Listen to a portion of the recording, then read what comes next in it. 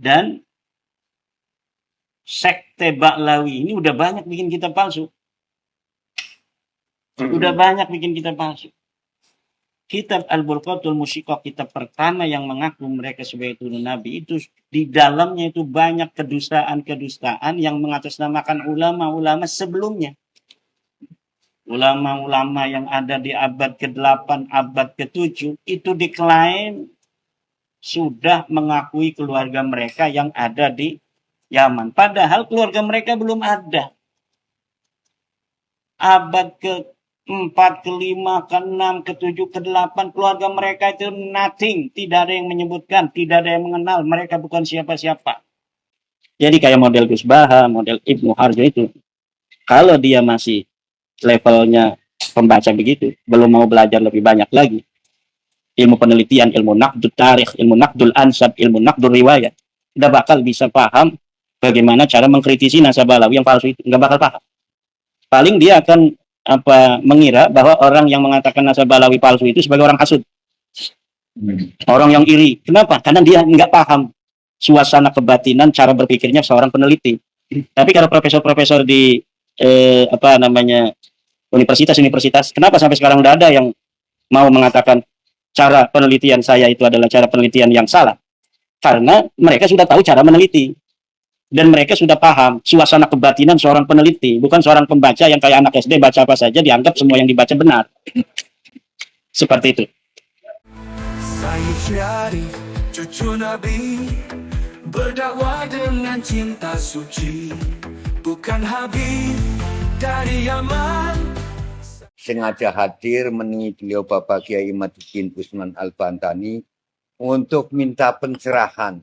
Sebetulnya PWLS itu apa, dan asal-usul Bapak Kiai kok bisa memberikan tesis. Begitu Bapak Kiai memberikan tesis, hanya dalam jangka waktu 1, 2, sampai 3 tahun jalan ini, kok sudah merebak seolah-olah mendunia. Padahal kita semua tahu bahwa beliau Rasul kita pun Sallallahu Alaihi Wasallam berdakwah di Mekah Madinah sampai 23 tahun. Beliau Pak Kiai alhamdulillah dengan segala kealiman beliau sampai mendunia hanya dalam jangka waktu sekitar 3 tahun. Mohon pencerahan Pak Kiai, saya Haji Saifullah dari Kasepuan PWLS Paguyangan. Monggo. Terima kasih. Assalamualaikum warahmatullahi wabarakatuh. Waalaikumsalam warahmatullahi wabarakatuh. Alhamdulillahil malikil hakim, al-jawadil karimil azizir rahim. والطريق إليه واضح للقاصدين والدليل عليه لائق للناظرين والصلاة والسلام على سيدنا محمد وعلى آله وصحبه أجمعين أما بعد. Saya sahabat fadail Kesepuan PWILS Paguyangan Banyumas Brebes, Bapak Kiai Fuad Abbas dan seluruh jajaran yang hari ini bersilaturahmi di Pondok Pesantren Nahdlatul Ulum Cempaka Kresek Tangerang Banten dalam rangka untuk semakin mempererat silaturahmi, silatul arwah, silatul jihad, mempersatukan perjuangan dalam rangka menjaga nasab sucinya Rasulullah Shallallahu Alaihi Wasallam dari para pemalsu nasab yang telah ratusan tahun mengaku sebagai keturunan Nabi di dunia. Namanya kaum Ba'lawi yang sudah 550 tahun mengaku sebagai turunan Nabi. Mereka mengaku ini sudah 550 tahun, yang diakunya 550 tahun lagi. Itu dengan hitungan 2022. Jadi angka 550 tahun itu angka keramat. Mereka mengaku orang yang ada di 550 tahun yang lalu, dan mereka sampai hari ini mengakunya sudah 550 tahun. Kalau di Indonesia baru datang ukuran 100 tahun. Dalam jangka 100 tahun ini, beberapa kali nasabnya sudah diinterupsi dari Al-Irsyad, dari orang-orang Hadramaut sendiri yang datang bersama mereka. Habib-habib ini sebenarnya sudah diinterupsi bahwa mereka nasabnya palsu. Itu tahun 1930 itu sudah. Cuma karena yang mengatakan nasabnya palsu ini bukan dari orang NU dan memberikan pernyataan nasabnya palsu ini tidak menyampaikan dalilnya apa, pokoknya palsu aja itu orang-orang dari Hadramaut, dari Al-Katiri, dari Baswedan, dari apa Mbak Zubaidi dan sebagainya. Orang-orang kita, kiai-kiai nggak terima karena nggak ada dalilnya apa. Orang yang mengaku cucu Nabi kok kemudian nasabnya dibatalkan tanpa adanya dalil pembatalannya apa. Menguaplah. Dari tahun 1930 itu, menguap tidak ada lagi pembahasan masalah batalnya nasab Balawi. Tetapi hari ini majalah-majalahnya mulai di-upload kembali itu di internet dari Al-Irsyad, dari orang-orang Yaman yang dulu membatalkan nasab Balawi. Cuma mereka membatalkannya karena pengetahuan mereka seperti itu aja, dalilnya nggak tahu mereka itu. Nah, hari ini pembatalan nasab Balawi, pembongkaran kepalsuannya yang dibongkar di Indonesia ini itu berdasarkan dalil. Kitabnya ada, ini mulai mereka mengakunya ketemu sekarang. Mereka itu mulai mengaku cucu Nabi itu ketika mereka membuat sebuah kitab namanya Al-Burqatul Musyiqah. Yang ngaku ini kakeknya Rizik. Kakeknya Rizik namanya Ali As-Sakron. Ali As-Sakron ini kakeknya Rizik membuat kitab bahwa kami turunan Nabi. Itu tahun 895. Ya, saya. Nah, dari sejak itulah mereka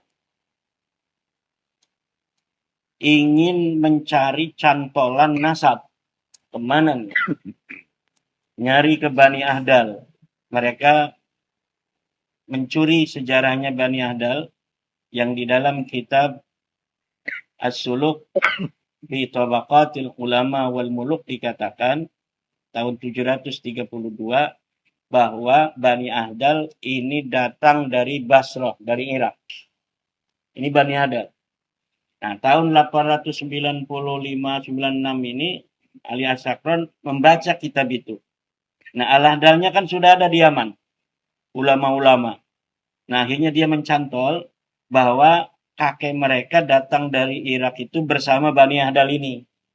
Dalam keadaan bersepupu. Kalau bersepupu begini kan kakeknya satu. Nah, kakeknya Bani Ahdal ini namanya sama. Ada nama Ubed, ada nama Ahmad, ada nama Alwi, ada nama Isa. Cuma di abad 9 ini mereka membaca kitab-kitab nasab. Ternyata nasab Bani Ahdal ini batal.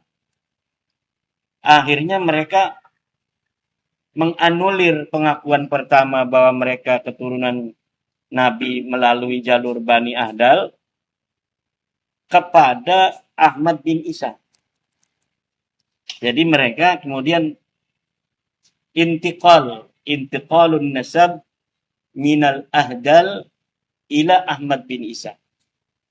Jadi ngancleng madhabnya dari madhabnya, ngancleng nasabnya dari nasab Bani Ahdal ke nasab Ahmad bin Isa. Sayangnya Pak Kiai Saifullah, kitabnya itu sudah kadang ditulis tuh bahwa mereka bersepupu dengan Bani Ahdal. Akhirnya hari ini terbongkar diantaranya dalam kitab Tuhfatuz Zaman bahwa nasab mereka dengan nasabnya Ba'alawi, ini nasab mereka Bani Ahdal dan Ba'alawi, ini satu kakek. Akhirnya terbongkar. Ini dengan sebuah metodologi historis, metodologi sejarah, kepalsuan sejarah dan nasab itu mudah sekali untuk untuk ditelusuri.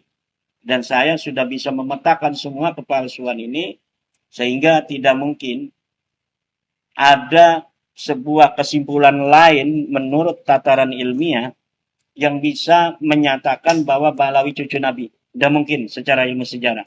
Tidak mungkin secara ilmu sejarah. Ilmu nasab tidak mungkin juga. Karena saya sudah membaca kitab nasab, meneliti, mempelajari dari mulai abad ketiga, keempat, kelima, keenam, ketujuh, kedelapan, ke-9, 10, 11, 12, 13, sampai 14. Sampai hari ini yang baru ditulis oleh para ulama tentang nasabnya turun Nabi. Ini nasab Balawi ini nasab yang berada dalam level orang lain, bukan dalam level keluarga Nabi. Apalagi tes DNA sekarang sudah presisi bahwa DNA mereka ini bukan DNA turunan Nabi. DNA mereka ini DNA Kaukasus. Orang Kaukasus itu bukan orang Arab, masa bukan orang Arab ngaku cucu Nabi. Aneh bin ajaib. Nah ini nggak bakal orang yang tidak mempelajari metodologi historis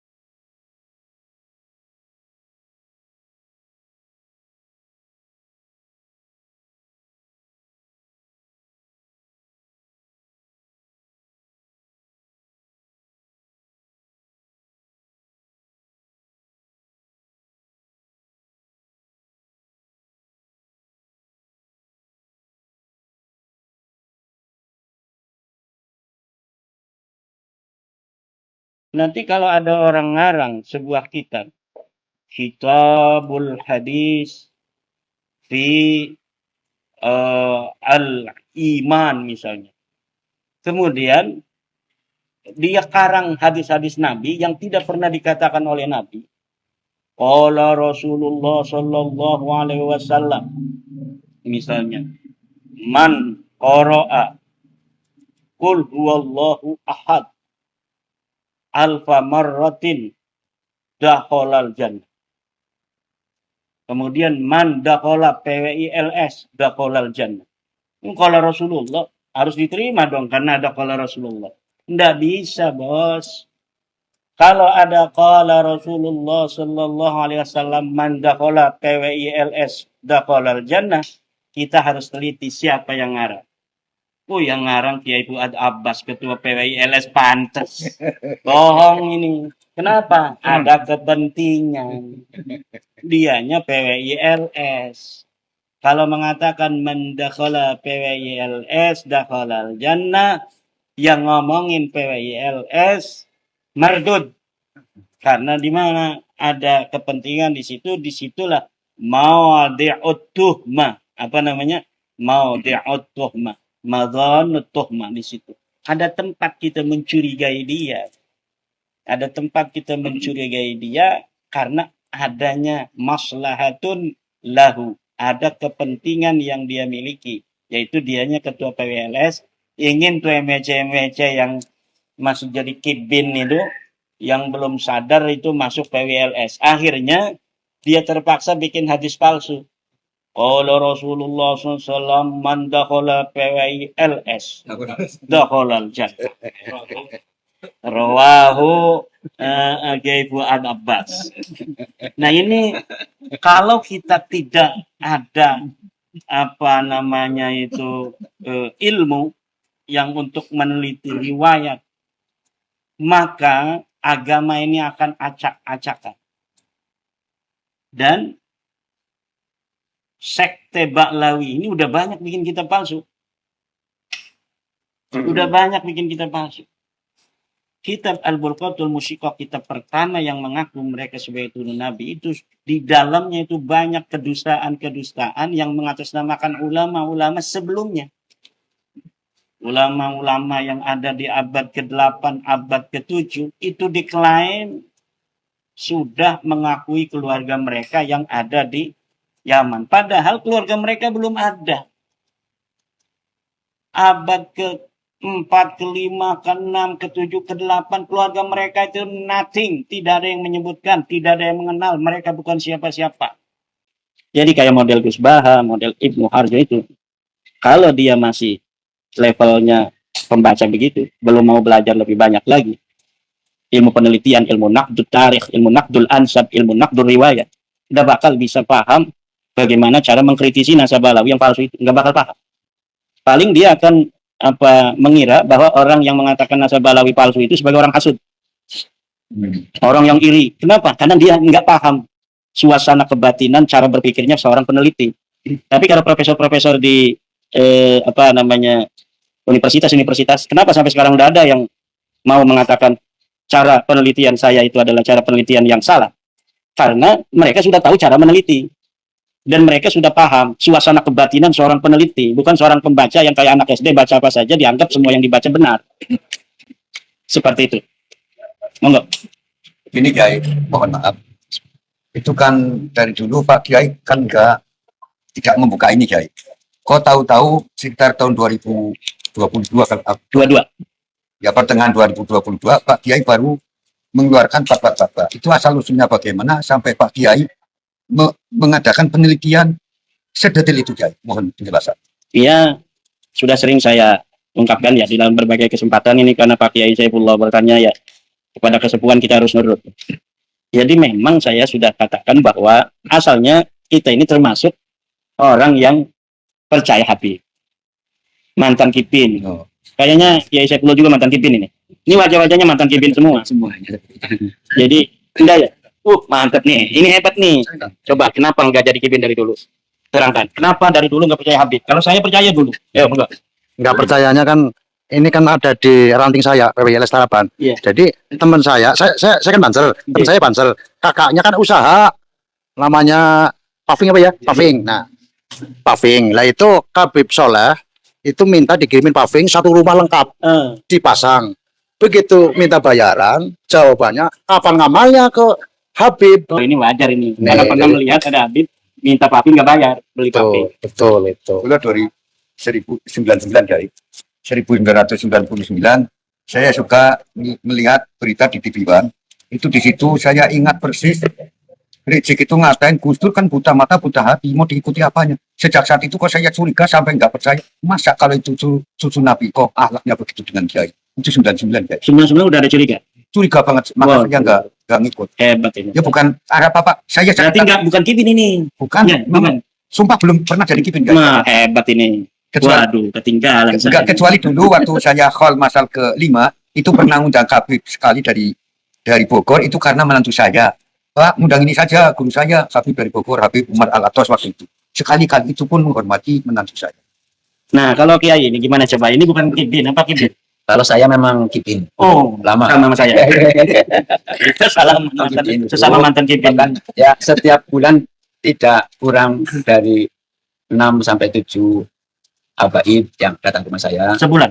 Iya, sebulan itu. Waduh, Itu. lumayan itu. Akhirnya kan saya sering curhat kepada guru saya dulu waktu beliau masih Sugeng di Masuri. Benda. Itu. Akhirnya Iya.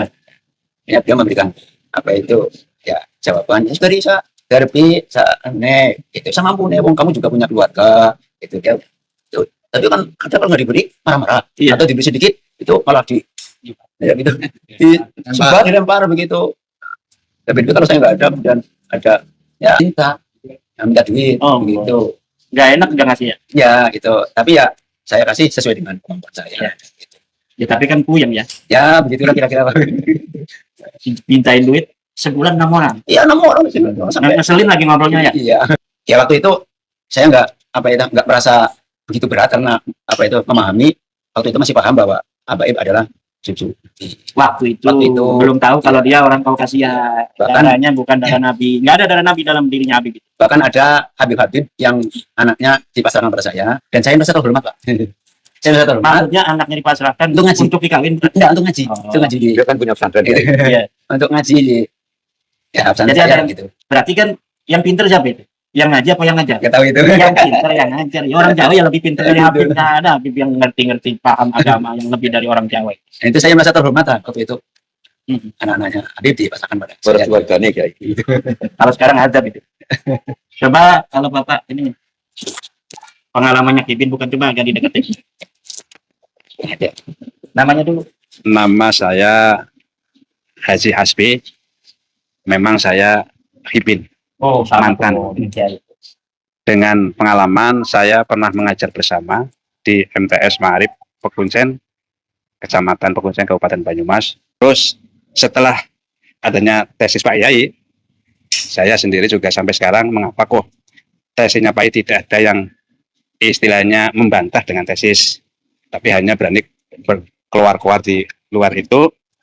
Terus saya sekarang boleh dikatakan melihat haliah daripada beberapa Habib, diantaranya Habib Rizik pernah mencaci maki, terus Bahar Smith yang begitu, itulah simpati saya kepada beliau sampai sekarang boleh katakan gugur ya, dalam pengertian terus tidak percaya bahwa beliau itu Habib. Tidak percaya cucu Nabi. Ya, tidak percaya beliau itu sebagai cucu Nabi. Kalau percaya Habibnya boleh. Ya, tidak Ya, percaya Habib. sebagai cucu Nabi. Terus saya selama ini dalam hati saya, mengapa ketika ada Habib berbuat yang begitu tidak ada yang nahi mungkar daripada pihak Habib tersebut. Tapi kalau orang kita yang ada kesalahan sedikit luar biasa cara mengecamnya. Itu yang saya sayangkan ketika para Habib ya yang berkatakan mengaku cucu Nabi ketika berbuat mungkar kok tidak ada dari Habib pun yang nahi mungkar. Terima kasih. Pengalaman. Pengalaman. Namanya dulu. Dari Nama saya Hamim Maksudi. Pengalaman saya, dulu saya pernah merantau Pak Kiai di Saudi Arabia. Pengalaman saya. Memang dari dulu pun saya nggak begitu percaya bahwasanya Habib itu duriannya Rasulullah SAW. Nah kemudian setelah saya merantau di Saudi Arabia kurang lebih ada 3 tahun di sana, kebetulan saya berteman sama alumni dari Pelosok, namanya Muhammad Yusuf. Iya. Ngobrol-ngobrol, bahwasanya Yusuf menanyakan sama saya, walaupun orang perantauan di sana ya, manggilnya kan Ji, kenapa ya? Oh, kalau di sini di Saudi Arabia tidak pernah ada yang namanya orang cium-cium tangan kayak gitu kan, awalnya begitu. Tapi kalau di kita yang namanya Habib, ya, kok di sana di Indonesia kayaknya sangat-sangat dihormati sekali. Ya coba gini aja, Mas Yusuf, sekali-kali nanti kita berananya sama orang-orang sini kayak gitu. Ya, kemudian nanya sama imam masjid, tapi bukan di Masjidil Haram lah ya, di luar Masjidil Haram. Lah, habis sholat berjamaah, kemudian saya sama Muhammad Yusuf menanyakan sama Abuya, yakni di Indonesia kathir, wa kalam duriyah Rasulullah SAW. Tapi saya waktu itu belum tahu bahwa itu Alawi, belum tahu. Habib aja. Ya, kami Habib kayak gitu. Lah kemudian, jawabannya gitu, al-anna fi ma kelas. Kadzab. Nah, Itu sejak tahun, berarti tahun 99, Pak Kiai. Sejak tahun 99, saya sudah tidak percaya bahwa yang di Indonesia yang mereka mengaku duriah dari Rasulullah, yaitu habaib, saya nggak percaya ketika saya di sana, Pak Kiai. Makanya setelah saya pulang dari sana, ketika ada habaib pun, saya jarang sekali, bahkan belum pernah saya cium tangan. Ini selamat Itu pengalaman saya, ya. Hebat. Itu begitu, pengalaman saya begitu. Bahkan saya sampai menyampaikan sama rekan-rekan saya terdekat di sekitar saya, ya, sedulur, aslinya ini Saudi Arabia, itu tidak ada yang namanya Habib, tidak ada yang namanya Dura Rasulullah. Oh kenapa? Ini Indonesia kok sangat beruntung sekali sama Habib kok sampai dicium-cium tangan, sampai dikasih duit, sampai pokoknya apa namanya dimuliakan. Bahkan sama orang tua sendiri kadang-kadang salaman juga nggak cium tangan. Kau kenapa sama mereka mulang juga tidak pernah? Kan kayak gitu, Pak Kiai. Itu pengalaman saya gitu. Tadi jujur aja saya dari dulu sudah nggak percaya. Saya bukan kibin. Mantap, selamat dia ini. Ini lagi. Ini udah pakai baju PWI begini, jangan-jangan dulunya kibin. Assalamualaikum warahmatullahi wabarakatuh. Nama saya Nur Rahim dari Raga Tunjung Bumiayu. Ya. Tapi alhamdulillah saya belum pernah percaya adanya Habib sampai sekarang. Saya lebih percaya ke Kiai Nusantara. Begitu sih pengalaman saya, Pak Yai. Iya, hebat. Kalau ini enggak kibin dulunya. Ini ya, aduh, kita ini hanya dua yang kibin. Assalamualaikum warahmatullahi wabarakatuh. Nama dulu, Pak. Nama saya Saifuddin. 2 tahun ini sebagai pengurus ranting PWLS Masya Allah. Cilibur.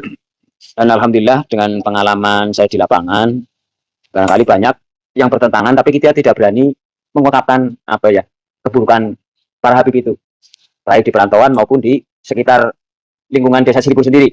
Contoh terjadi terakhir itu orang tua saya kan dulu banser pertama di Cilibur, berarti paling tua. Banser pertama di desa Cilibur tahun berapa? Itu bersalaman saja tidak diterima oleh Habib itu. Bahkan sampai hari ini orang tua saya namanya Pak Wasro tidak mau hadir di pengajian itu, di tempat mukibin itu Pak Ustadz Fahrudin. Sampai hari ini sudah tidak pernah mau hadir karena bersalaman dengan Habib itu karena masih ada khusnudon waktu itu ya. Jadi hari ini dulu kita tidak berani mengungkapkan itu perilaku Habib yang melenceng dari kalau dibandingkan banyak sebagai cucu Rasulullah, saya jauh sekali dengan apa yang sudah sebagai keturunan Rasulullah itu jauh dari perilakunya. Terus saya sendiri akhirnya dengan adanya tesis panjenengan Pak Kiai akhirnya memberanikan diri untuk tampil dengan kawan-kawan, dan kebetulan ada Pak Haji Saifullah, terus Pak Ki Fuad, kita sowan dan ngobrol bareng. Alhamdulillah satu pandangan dan memang harus diperjuangkan. Jadi tesis Pak Kiai Imad memang harus bareng-bareng kita perjuangkan. Dan alhamdulillah saya beranikan diri walaupun dengan keterbatasan orang awam. Saya ini Pak Kiai awam, benar-benar awam dari firman awam. Tapi dengan akal sehat saya yakin perilaku buruk dan benar bisa dinilai dari itu. Makanya saya beranikan untuk itu. Pengalaman jelas dari lapangan, jelas banyak penyimpangan perilaku lah yang jelas. Dari sholat tidak pernah sholat tapi ngajar sholawatan, tampil di musola, datangnya habis maghrib di rumah orang, nanti habis maghrib baru masuk musola. Itu juga banyak sekali terjadi seperti itu, Pak Kiai. Itu saja dari saya. Assalamualaikum warahmatullahi wabarakatuh. Ternyata yang kibin yang hari ini ada ini hanya saya sama Kiai Fuad. Yang lain sudah lama. 3 ya? Ya 3. Cuma Pak Jasbi sekarang ini sudah tobat juga, walaupun Habib yang ditemui termasuk yang baik ya. Karena memang manusia itu walaupun anak rampok, ada aja anak-anaknya itu, walaupun rampok anaknya yang jadi santri, yang jadi kiai kan ada. Dan begitu pula Habib, walaupun Habib itu umumnya sebagai orang yang memalsukan nasab Rasulullah itu tidak baik, tapi ada aja yang baik, namanya manusia. Nah, tetapi mengenai cium tangan itu luar biasa ini, Mas siapa? Hamim. Pengaji Hamim ini di dalam hidupnya belum pernah nyium tangan Habib sama sekali. Nah, ini memang sekarang ini harus difatwakan la yajuzu taqbilu yadi ahadin min ba'li li'annahu yu'addi ila tadlili syi'bil Indonesia. La yajuzu lil Indonesiyina taqbilu yadi ba'alwi li'annahu yu'addi ila tadlili syi'bil Indonesia. Kama la yajuzu lahum ayuzawwiju banatihim iyyahum li'annahu aidan yu'addi ila tadlili syi'bil Indonesia. Tidak boleh mencium tangan Balawi bagi orang Indonesia karena itu membawa kepada kerendahan bangsa Indonesia kafatan. Seperti hari ini kita tidak boleh mengawinkan anak perempuan kita kepada Balawi. Karena itu juga akan membawa kepada kehinaan bangsa Indonesia.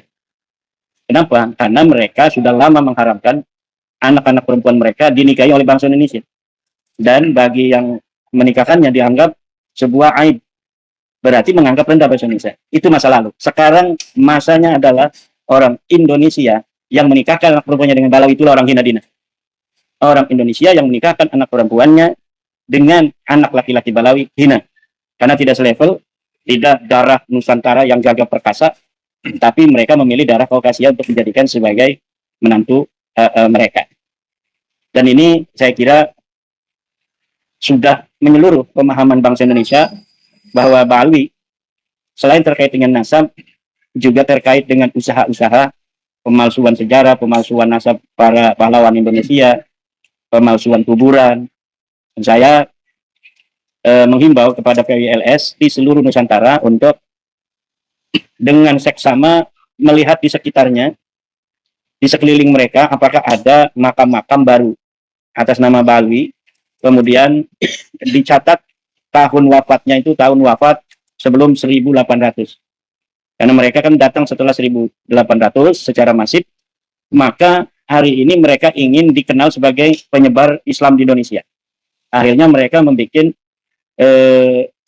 makam-makam yang diatributkan tahun wafatnya tahun, ada yang 2 Hijriah, ada lagi yang 1500 Masehi dan lain sebagainya. Ini PWLS di semua tingkatan harus kemudian men-tracking dan melaporkannya kepada aparat-aparat desa, para ulama-ulama desa, kepada aparat pemerintahan di tingkat setelahnya, agar bagaimana ini ditertibkan. Tidak boleh ada sebuah makam yang tidak punya sejarah, kemudian lama-kelamaan dianggap sebagai orang yang betul-betul pernah ada di daerah itu, sehingga nanti ulama-ulama dan pejuang di daerah itu kemudian akan tergeser.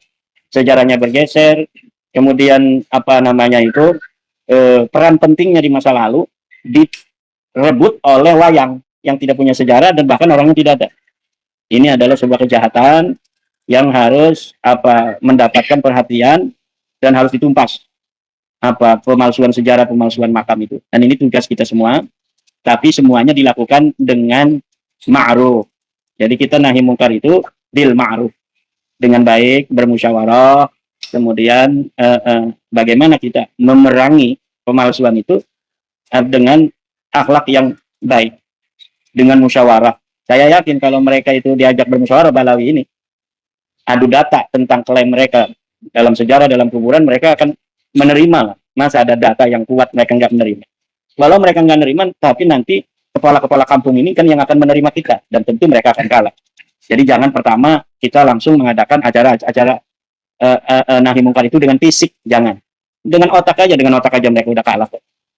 Iya, kalau dengan fisik, dengan massa itu nanti akan ada resiko sosial yang juga merugikan semuanya. Jadi saya kira itu, mudah-mudahan semuanya berkah, Kiai Saifullah, Kiai Fuad, Pak Haji Hasbi, Pak Haji Hamim, dan lain sebagainya. Mudah-mudahan silaturahmi dari PWILS Paguyangan Kabupaten Brebes akan bermanfaat dan penuh barokah. Insya Allah saya nanti akan bersilaturahmi ke Paguyangan pada waktunya. Mudah-mudahan sehat badan. Dan kemarin kita lihat luar biasa itu di Pemalang. Saya nggak bisa hadir karena ada acara. Puluhan ribu, itu bukan ribuan lagi itu. Kita lihat dari siaran langsung, puluhan ribu orang-orang Pemalang datang karena mencintai PWILS.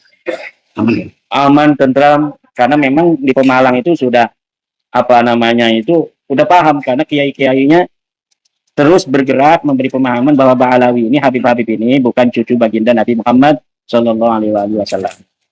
Wali Songo membawa cahaya, roh suci untuk dunia.